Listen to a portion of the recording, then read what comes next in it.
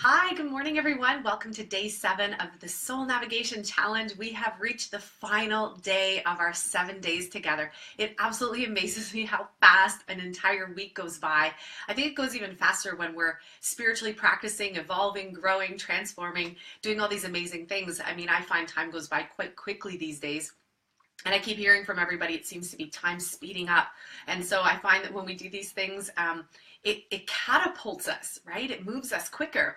And that's what happens when we take any sort of journey of awakening or transformation, because we are looking inward at ourselves and looking at how our inner state affects the outer state. Time tends to go a little bit differently. Things seem to get more exciting and happy and joyful and flowing. And as a result of that, time seems to roll itself much more quickly. And especially, I think, as the busier we are too, that sometimes happens. So I'm really grateful to be here. And I know we have our masterclass coming up on Tuesday. So I'm going to send you guys an email with all the details. I'll probably post it on the Facebook group as well. So I want to welcome everybody. If you're here live or if you're listening to the replay, welcome, welcome, welcome. I'm so grateful, and I am so happy to have had this 7 days with you to learn more about who you are. Thank you so much for sharing. Thank you so much for posting your comments. It makes things much more tangible for me, because we are doing this distance thing. I love being with people and I love being in the room with people. And so when we have the online and the video streaming, I always just want to reach my hands through the camera and hug y'all, because that's just who I am. If you were ever to meet me in person, a lot of you are new to me and my community. And so if you were ever to walk in the room, that's the first thing that I would do. So I am so grateful that all of you have been here and taking this journey and willing to be open, willing to share, willing to express everything that you're going through, everything that you're experiencing. And I do have some questions that I want to get to. So I think I'm going to do the questions first, and then we're going to move into the content. So just give me 1 second here as I minimize some of the screens, because I took a screenshot of some of the questions and comments. And I just thought it would be fun to delve into those first before we jump into expanding our gifts out into the world, which is such a great topic. So in terms of the conscious parenting section, there was some amazing comments that came in from Donna. She says, I have a lot to say about conscious parenting from a parent perspective and from what it's like to be in the field working with youth, because I know that she works with youth regularly. She said, today I spent time writing my most heart-wrenching writing on mourning mummyhood. I totally get that. But it's interesting when you wrote that, all I kept thinking was, I think mummyhood continues even after you release your young ones from the nest, right? There's that empty nest syndrome that many parents go through when their kids have grown and they've released into the world and they're doing their thing. I still think that, and maybe this might help with the release and the grief around not being that physical parent in the same way or the same time fashion that may have required of you before. It's, how do I now mother myself? How do I nurture myself? How do I maybe mother, or how do I nurture and mother the rest of the world, which I know you're doing 100%, Donna. I know that you work with kids and youth. And so I know that you are taking that nurturing, mothering energy and essence and pouring it into the work that you're doing, which ties into a lot of what we're talking about today. It's that feeling, that knowing that something within inside of ourselves that we know as us, we know is inherent within us, and we want to share it. And I'm going to come back to that. And there's just one more thing that that Donna wrote here, which I thought was really amazing.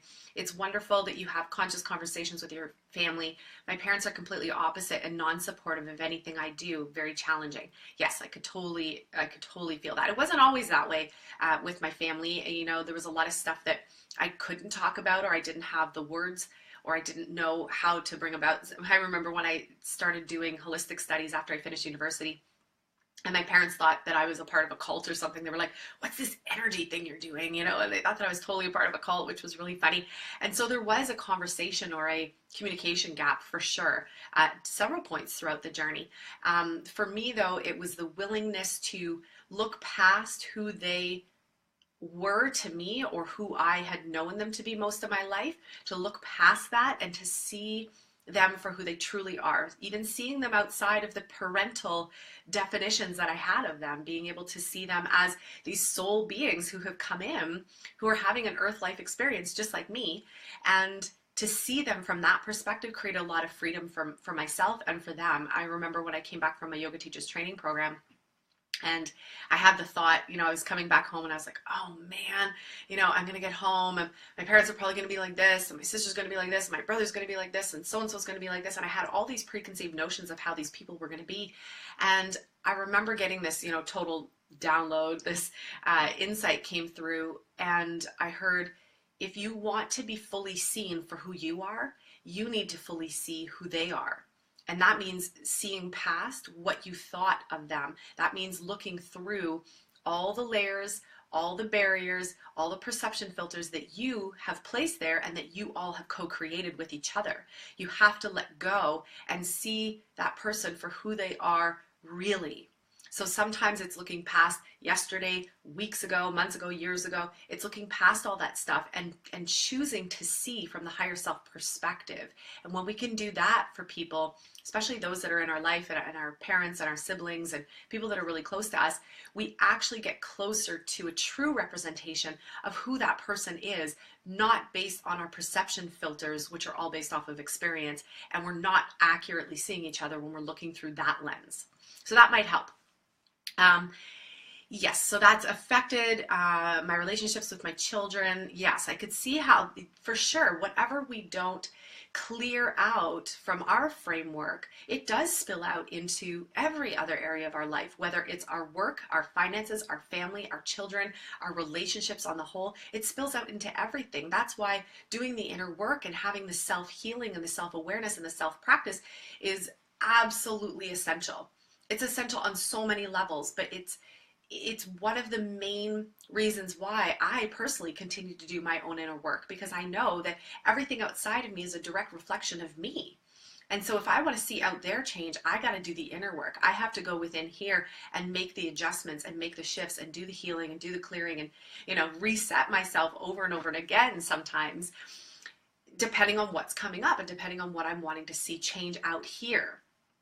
Again, anything that you see out here is a reflection of in here. If you want out there to change, we have to do this inner work. So 100%, these things will spill out into our world if they haven't been resolved, forgiven, released, or healed. I've experienced my most challenging year as a conscious parent. I have no regrets, but it has taken a toll on my well-being. Learning detachment is so painful. I'm letting go of my identity of being a single mom. A huge part of me is experiencing deep grief. 100%, I can feel that as I'm reading it. I can feel the grief, the sadness that's there. 100%. And just something that kind of popped in was learning detachment. Yeah. I sometimes wonder if this is what Spirit Source Creator, our soul, our higher, most expanded self experiences when we leave the big nest, right? When we leave that place of safety, that place of home, that place of everything, and come into the earth body. I know that we experience excitement because I remember tuning into Arya before she got here, and she was super excited to be here and super anxious to get here. And at the same time, I wonder if there is a longing. I don't even think there is, actually. As I'm tuning into this, I think we here on earth have the longing to return home, and we miss the freedom and we miss the expanse and we miss the awesomeness of what all that is. What I'm getting right now, this is just new, what I'm tuning into right now, because I've never actually thought about this or asked the question. My feeling is that it doesn't long for us because it's whole. It knows its completion. It doesn't grieve for us. It doesn't miss us. It doesn't, because when I think about Arya coming in, she never once had any sadness or grief or a letting go she never had any, there was nothing heavy or negative or sad about her departing source energy and coming into physical form. So I think it's us here, because we experience duality and because we experience the limitation and the pains and all that kind of stuff that we go through. I think we experience it here. So I want to maybe put this forward for you, Donna, that maybe if you can remember what it feels like in your fullness, in your essence, in your source self, to remember that you're whole, to remember that you are amazing and beautiful and awesome. And in that wholeness, everything is, and everything is okay. And that may help with that transition, and that maybe it's not so much of letting go of the identity, because it's all a part of you.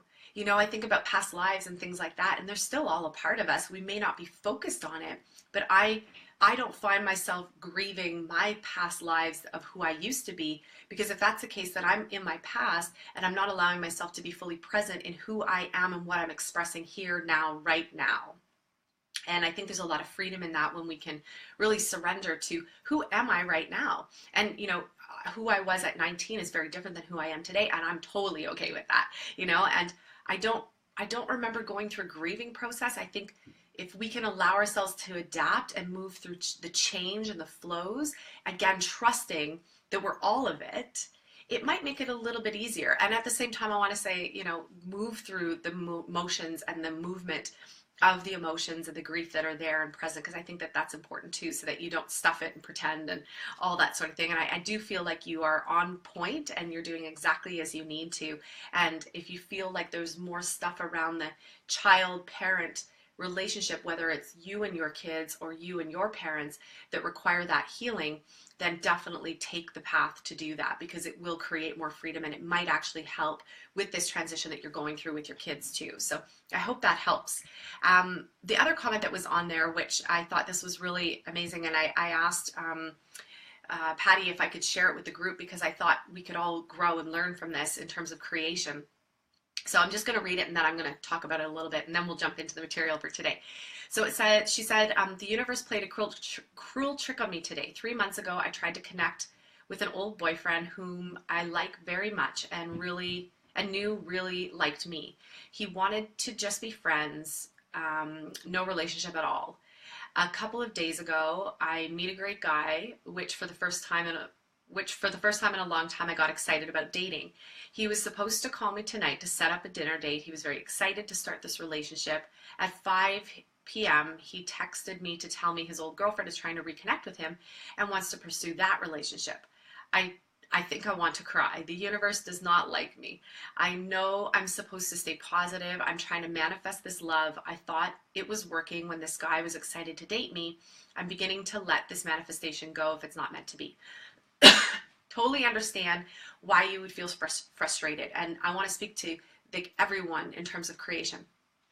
When we're getting ready to really create something big, something that we're really wanting to step into, something we're really wanting to attract into our life, for as much resistance as we've had in our world, in our personal self, we have to be willing to continuously move through, because the ego self has put that resistance there. The limited self has put that resistance there.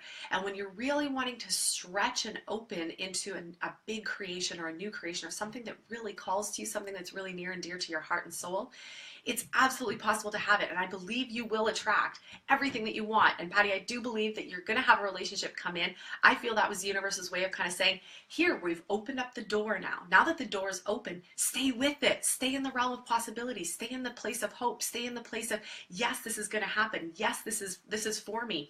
Instead of, and I know it's tricky because the ego mind, the pain body mind that wants to tell us, see, this isn't going to happen, this isn't for you, you know, this is a failure, la la la la, and all its stories, is going to flare up when we're disappointed or when it doesn't come to full fruition.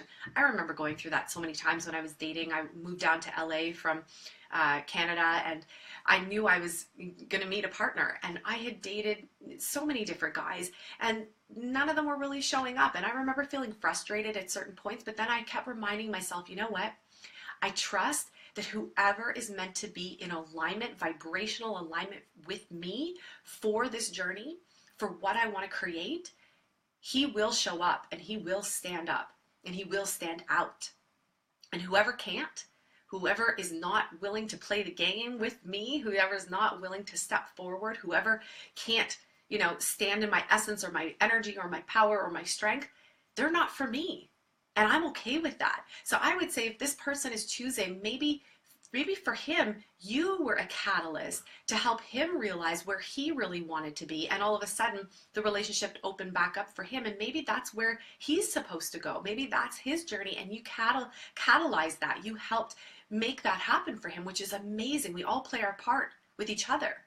And maybe that was the universe's way of saying, you're on the right track. Hold steady.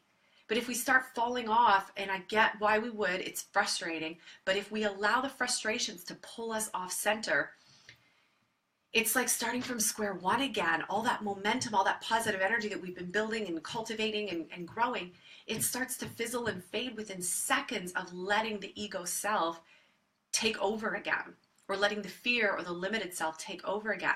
So I would say stay the course, stay on point, stay in a space of, yes, I know this is happening, this is going to happen, this is just an opportunity. The universe opened up a door and said, hey, this is what's coming. There's a possibility of relationship. It's here. It's in your field. Stay the course. And whoever can't hang out in your field for whatever reason, it doesn't matter what the reason is, whether they just are not ready to date, whether they're dating somebody else, whether they come up with some other excuse, whatever it is, and trust me, I've heard everything, whatever it is, it doesn't matter what the reason is. It doesn't matter what this guy's reason is. It's for you to stay the course. And this is for anything. When we're creating something big, when we're wanting to call in something big, we are going to be confronted with our shadow stuff as well. Anything that's preventing it, anything that's stopping us from actually receiving that something. That's just how it works, because we've been so well practiced at not believing that it's possible, of doubting ourselves, of not trusting in what's going on for us. And we need to get well practiced at staying on course. Just because there's a bump in the road doesn't mean that is not a sign from the universe. I think that has been another spiritual misconception that's come up, is that if the bump comes, we're like, ooh, that's a sign from the universe. I'm not supposed to go that route. I'm getting the hell out of here. But what if it's not that? Because we are creating from multiple places within ourselves. We can create from the ego. We can create from our mundane self. We can create from the higher self. We can create from the past. So where are you creating from? And if you're truly creating from your heart center, from your soul center, you have to stay the course, because all these other aspects are going to come up and be like, are you sure you really want that? Are you sure you're going to be committed to that? Are you sure? Are you sure? Are you sure? And as long as you stay the course, I remember that from when I was dating and, guys weren't showing up and I was like, what is going on here? And then I was like, no, I'm going to stay the course. Am I showing up? And that was the question I had to ask myself. And there were times when I wasn't, where I was like, yeah, no, I was really quick to just dismiss and be like, well, it's not for me. Because I had a psychic tell me when I was 18 years old that I was going to have a hard time in love and I was going to be a failure in love and all this other stuff. And I was like, I carried that around for a long, long time, until my mid-30s, when finally I was like, I am so done with this story. This does not serve me. This does not bring me happiness. This does not bring me joy. Because somebody told me that that's what my journey was supposed to be? Hell no. I'm clearing that very quickly, and I choose to stand in a place of love. I choose to stand firm and clear and grounded in what it is that I want, and I'm going to stay the course regardless of what comes. If you listen to any successful person's story in the world, think about Oprah. She's incredible. She's helped so many people, millions and millions of people, and now she's bringing in spiritualness and meditation into her, into her communities. Like, it's fantastic what she's doing. If you look at her story, she went through a lot of crap. She had to move through a lot of stuff. Most people who have come to great success in their life on any level, not just financial success, any success, have had to move through challenges, have had to move through things. That's the ego trying to put up roadblockers to tell you all the reasons why you can't. And I want to tell you, you can. And it's 100% possible. We just have to nip it. So when that ego voice comes up and it's like, no, it's not going to happen, or the universe, has got it in for me, or, whatever it is, whatever the negative thinking is, we have to nip it quicker and quicker and quicker and quicker, because the longer we entertain it, the more we entertain it, the more it drags us down. And then we feel like crap. We have to nip it immediately and be like, that is not my truth. And a simple thing that I do, this is another practice, simple thing that I do is I ask myself, does this thought have me feeling good right now? If the answer is no, I know 100% it's coming from my shadow, it's coming from the ego, it's coming from a limited place, and I don't want to live from that space. So that I readjust and realign. So I hope that helps. I would say stay the course. I think love is just around the corner. I think love is right there for you. You just have to stay the course. And the universe is saying, here was an opening, but it wasn't quite perfect. It wasn't quite the person, but we're letting you know that you're on the right path. You got the breadcrumb. Now follow it. Right? So I hope that helps. I hope that creates a little bit more breathing room and space for you. So now I'm going to jump into today's conversation and topic. Just going to bring up, there we go. I do have one more thing that I want to bring forward. I just had to make myself a note so that I don't forget. Okay, so we're talking about bringing our gifts into the world. I love this conversation. It's one of my favorite because one of the things that I do, yes, I'm a spiritual healer and spiritual life coach and soul coach and spiritual teacher and all these amazing things.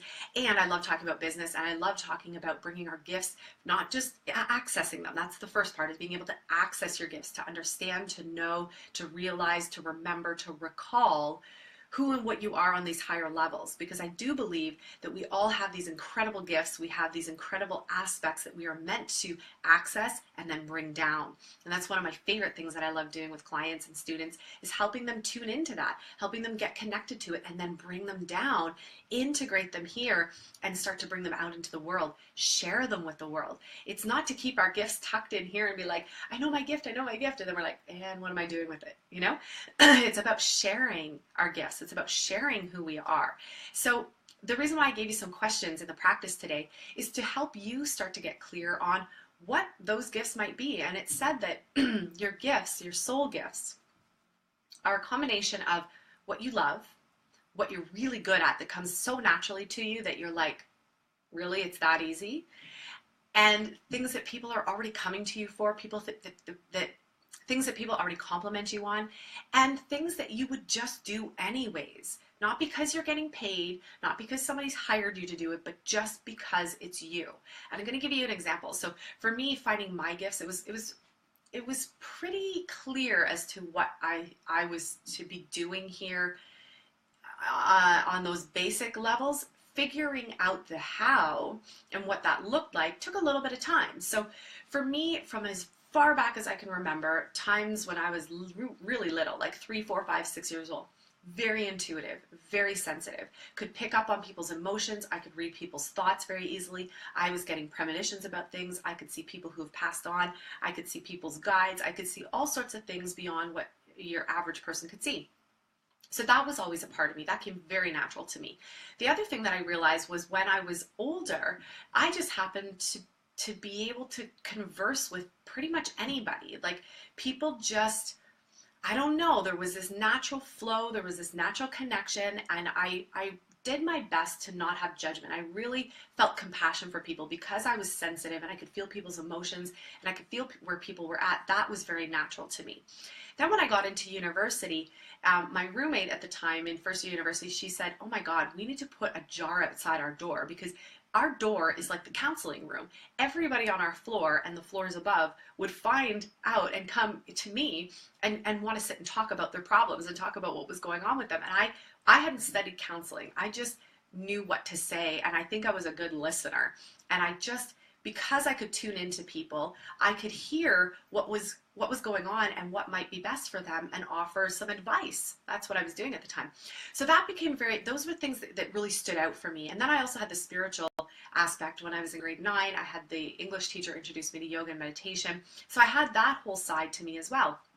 And so I knew, like, if I look back, I knew that I was really great with people. I was really great with communicating, listening and communicating, really good with intuition and being able to see past someone's problems. And I really enjoyed helping people. That was something that I just did because it was part of my nature. I loved helping people, and I love people in general. I love connecting with people. So throughout my time in university, I was trying to figure it out. What am I going to do with my life? And so I thought maybe physiotherapy, then I thought massage therapy, then I thought about becoming a nurse, and then I thought doctor, and then I thought like anything within the healthcare industry, because I thought they help people. I want to help people. I want to make a difference. And then it wasn't until my third year university. So this is the example. The reason why I'm giving this example is because when you know some of those key things, like from those questions that I gave you in the practice, when you can really answer those and feel into them and just be them anyways, live them anyways, do them anyways, even if you're not getting paid, and you follow the path and you follow the course that's set out for you and that you're co-creating, it's almost like the blanks get filled in for you. The how, the what, the when, all gets filled in for you because you're just living it. And this is what I say to clients all the time, because a lot of people struggle with finding their purpose, which is a whole other conversation for another time, another day. And if you want to know more about that, contact me and we can have more conversation about it. But purpose is a really big thing that's happened for a lot of people, and a lot of people are trying to find what they're supposed to do in the world. How do I be of service? How do I access my gifts? What are my gifts? And then once I know what my gifts are, how do I then be of service again? So it's like this perpetual cycle that we could get caught in. And for me, I knew what those gifts were without really knowing that they were my gifts, because that wasn't the conversation I was having back then when I was 19, 20, and 21. Everybody was trained to look at what's your job, what are you going in to do, what makes the most money. Like, those are the types of things that people were having conversations about. And so in the third year university, there was this course that I took called Alternative and Complementary Medicine. Now, of course, they were looking at it from the science perspective. So they were like, how do we look at chiropractic, energy healers, faith healers, prayer, chakras, like every homeopathy, like every alternative modality you could imagine, we covered. And they looked at it from the scientific perspective to say, okay, is there any validity to it? Which was really interesting. I thought that was cool. What really sparked me, though, was the energy that I felt around it. Like, I'll never forget when this instructor walked up, it was a room probably about 350 people, and an energy healer stood in front of everybody talking about chakras and energy healing and energy coming out her hands and all this. And I was like, oh my God, this is exactly what I've been looking for. If I could find a school that teaches me these things, I will be the happiest kid in the world for the rest of my life. And that was it for me. So it found me. I just happened to enroll in a course thinking this will be interesting. And it found me. I didn't go searching for it. I didn't push myself. I let myself live. I was doing me, sharing my gifts, being who I was, engaging in the things that I love to do most, and it found me. And then, of course, I listened, right? So that's when I then took the step. So it's not just about the sitting back. Creation is a two-step process. Well, many-step process, but to break it down, masculine and feminine. So the receptivity part and then the action part. So the action part for me was researching schools around the world that teach alternative and complementary medicine. And I found schools all over the world, but I wasn't ready to move halfway across the world as yet. And so I found a school in Toronto, and I took that step. And that catapulted, that created my whole journey to where it is right now. And so it found me, right? And that's, I feel like I'm going to sneeze. Whew. Whew. Yeah, it found me. And it wasn't about me pushing or making it, excuse me. It wasn't about me forcing or making this thing happen. It was about me living the day-to-day experiences. And when we can do that, we can bring those gifts. I talk about bringing the thunder. When we can bring the thunder, when we can bring the infinite, bring the divine, bring the gifts that we have, that we know, that we have access to, and live them anyways, regardless of what the job we're doing, regardless of what it is we're doing out there in the world, regardless of what our career is, sometimes those gifts will align with your work. Like in my situation, my work full-time for the last 15 years has been an intuitive healer. I've done a lot of body work and energy work. I worked in spas. I helped open up spas. I trained. I was a spa director. Everything within my world I taught. I went back to the college that I used to teach at the Transformational Arts College. And from there, I've created my own several businesses in holistic healing and new age and all that good stuff. My whole world for the last 15 years has been about that. So I feel really fortunate that those gifts did match up with the physical work that I do in the world. But I said to, we have goddess gatherings in Toronto every month. And I said to the group there the other day, I was like, if I didn't do that, or if ever I decided, I don't really feel like doing healing work anymore, I would probably go and be a barista in a cafe somewhere, because that's something else I love. I love coffee. I've got my own espresso maker now, so I make my own espresso and froth my own milk, which I love. I feel like a little barista, and because I love people, I love talking with people, I love connecting with people, I love helping people, I would still find a way to do that anyways. I just know it. I know it. The days that I bartended, I still was helping people. The days that I worked at the golf course, I still was helping people. And so we can bring our essence, our gifts, our soul's expression into everything we do. Sometimes it will match up. Other times it might not. Some people are like, this is the job that I have. I really like the job, or maybe I don't like the job, or whatever, wherever you're at. But if you can bring those higher gifts, bring the full essence of who you are into your day-to-day world, your day-to-day life, your job, your work, whatever you're doing, day-to-day will completely transform. Because then it's not just going through the mundane tasks of being like, oh my God, I gotta go to work again. Oh God, this sucks. Just doing it to get a paycheck. life will be really long and drawn out if that's how it is. If it's just another paycheck, if it's just another something, it will feel very slow and low to the ground. I remember when I worked at the Ministry of Health, and there were a lot of people who were there who were doing that. They were like, I'm just here till I retire. And I'm like, whoa, like, when do you retire? And they're like, 15 years. And I'm like, 15 years? I was like, that's a long time from now. I was like, that is a really long time. That is life that's just like going out the window.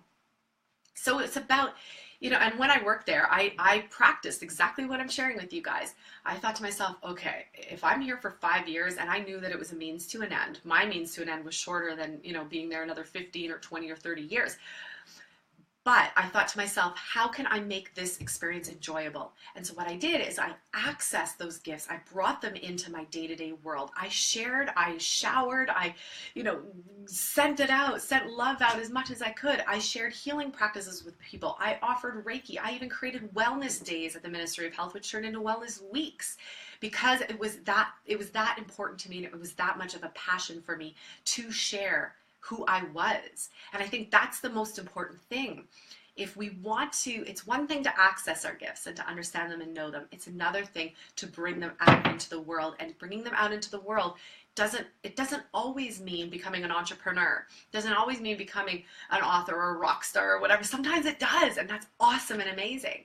And if you are in a job or in a place or in a career or a workplace or whatever that you're like, I feels okay, I like the stability. That's okay. You can have the stability. Just start bringing more of your oomph, bring more of the thunder, bring more of the goodness, bring more of your gifts to light up your workplace, light up the world around you. You can do that anytime, anywhere. Light up the world around you. So that's the main stuff that I wanted to cover today. And let me just check my notes to make sure that I'm on point. If you have any questions, if you're listening live, I'd love for you to write them in the comment section. If you're watching the replay, same thing. If you have any specific questions or comments, write them in there, and I definitely will get to you. Yes. Okay. We're good. I think we're on point. I sent a meditation your way as well that'll help you just understand that, even though when we connect to these higher things or the things that we want or the creation, it's knowing that we are it, we're connected to it, we have access to it already. There's no separation between us and the thing that we want. We just have to get into alignment. So we talked about uncovering your soul's gifts. So your soul gifts, another way to access them is through meditation, through a spiritual practice. And this is where, on the 7th day, it's, 7 for me is a very significant number because it lines up not just with the 7 days of the week, but the 7 energetic chakras in the body, the 7 major musical notes, the 7 colors of the rainbow. You see a theme here. There's 7 archangels. There's a theme here. 7 is about alignment, bringing things into alignment. And when we're in alignment, things start to flow. Happiness starts to flow. Joy starts to flow. Goodness, abundance, all the things that we want start to flow when we bring every aspect of ourselves into energetic alignment. And when we want to access our soul's gifts, it is about coming into alignment. So getting in check with your thoughts, letting your thoughts be aligned to a higher feeling space. Let your emotions guide you and tell you when you're out of alignment or in alignment. Alignment always feels like joy. Always. And then allowing your words, your actions, your steps be in alignment with who you want to be in the world. And then having a spiritual practice of something that allows you to feel connected regularly, feeling in alignment, feeling that essence. And when you do that, it's like opening up your head and your crown chakra to the infinite, to the divine, and that's where wisdom will start to pour through. We talked about already bringing them into the world, bringing your work, your soul gifts into the world. It's every day. Bring it every day. Bring the thunder, bring the light, shower people with it. And the magical thing that happens when you start to really be those qualities every moment or every day or in your workplace, the magical thing that happens when you embody them is you start vibrating energetically. You're in alignment. You're not denying yourself. You're not pretending. You're not denying your gifts. You're actually embodying them. You're integrating them. And when that happens, everything just clicks. And then the next step, if you are meant to go on to your next work level, if you're meant to create something amazing in the world, if you're meant to open up a business, if you're meant to, whatever you're meant to do next will actually show up for you. It will land in your path for you because you are in alignment. So I hope that helps. I hope that brings some clarity and some joy to you guys. Do the practice, do the meditation. It definitely makes a difference. And if you want any further support with this, we have this amazing mastermind group. It's a soul design mastermind, and I keep the group small. I might open up to 15. We already have half full right now. We're going to start it in June. I'm giving people the option to be a part of it for 3 months, 6 months, or 12 months. And I have a lot of different options there. If it's something that you feel called to do, where you want to marry or merge your soul self with your business self, that's what this mastermind is all about. That's why we called it soul design, because it's designing your life, designing your world, designing your work, designing your relationships, designing every aspect of who you are from a soul perspective. And then we also want to talk about being that full soul self in the everyday work that you're doing. So whether that's in your job or your career or what you're creating, or if you're an entrepreneur or whatever, it's bringing that whole self in and marrying it with your life. So if you're interested, or if that piques your interest, message me and I can send you all the details. But it's called the Soul Design Mastermind. And so if it interests you, just message me and I can give you all the details on that. So I want to thank you so much for being here, and thank you for taking this journey with me. Thank you for opening up. Thank you for allowing me into your world. Thank you for sharing you into my world.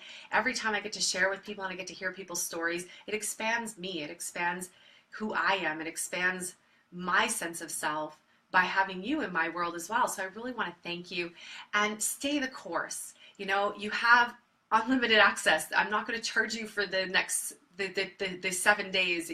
That's totally my gift. It's something I wanted to be of service and give to you. So if you want, you go back and repeat day 1 and go through the whole cycle again.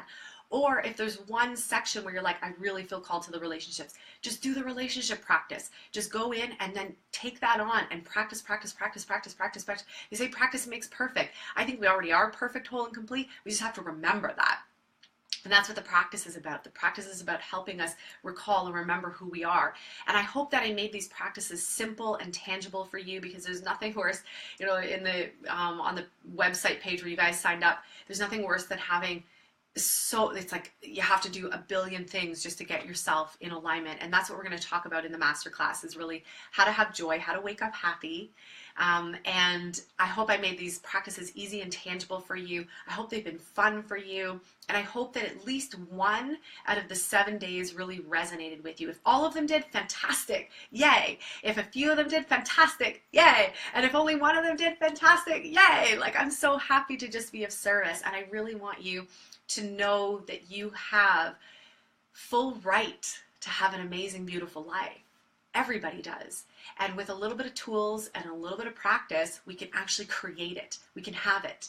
We just have to be dedicated. We just have to make a choice that, you know what, living this spiritual life, or living a full life, or living an awesome life is really important to me. So no matter what, I'm going to do what it takes to do that, to create that, to co-create that, and to live it. So I want to thank you. If you have any questions, any comments, any thoughts, I would love to hear. If you're listening to the replay, feel free to post them in the comments section. And again, I'm just wrapping my arms around you, giving you all a big hug. I hope you have a fantastic weekend. It's Mother's Day here tomorrow, so we're excited. I have no idea what tomorrow's going to bring, but I want to wish everyone a happy Mother's Day and happy Soul Day, really, because Sunday is all about, you know, soulfulness. So happy Soul Weekend, and I look forward to connecting with you guys on the Master Call on Tuesday. Have a great day. Lots of love.